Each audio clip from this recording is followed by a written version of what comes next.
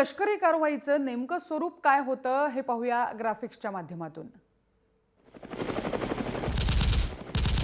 बुधवारी रात्री काही दहशतवादी भारतीय हद्दीत घुसण्याच्या तयारीत होते। दहशतवाद्यांच्या या संभाव्य हल्ल्याचा भारतीय लष्कराला आधीच सुगावा लागलेला होता। दहशतवाद्यांच्या घुसखोरीपूर्वीच भारतीय लष्करानं धडक कारवाई केली। LOC पार करून भारतीय लष्करानं ही कारवाई केली। पाकव्याप्त काश्मीरमधील दहशतवादी तळांवर भारतीय लष्करानं तुफान हल्ले केले। रात्रीच्या अंधारात भारतीय लष्करानं सर्जिकल ऑपरेशन पार पाडलं। रात्री 12:30 वाजता या सर्जिकल ऑपरेशनला सुरुवात झाली। पहाटे 4:30 पर्यंत भारतीय लष्कराची ही कारवाई फत्ते झाली। 2 ते 3 किलोमीटर आत पाकव्याप्त काश्मीरमध्ये घुसून ही कारवाई करण्यात आली।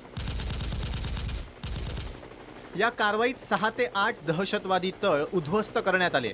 35 ते 40 दहशतवाद्यांचा या कारवाई दरम्यान खात्मा झाला। लिपा, केल, भिंबर या भागात भारतीय लष्करानं ही धडक कारवाई केली। स्पेशल पॅराट्रूपर्स जवानांकडून मोहीम फत्ते झाली। संपूर्ण मोहीम ही नवी दिल्लीतनं ऑपरेट होत होती। नवी दिल्लीत वॉर रूममध्ये राजनाथ सिंग, मनोहर पर्रिकर, अजित डोवाल उपस्थित होते। या कारवाईची पंतप्रधान, राष्ट्रपती, उपराष्ट्रपतींना पूर्वकल्पना देण्यात आलेली होती। कारवाईनंतर पाकिस्तानी लष्कराला या कारवाई संबंधी भारतीय लष्कराकडून संपूर्ण माहिती पुरवण्यात आली।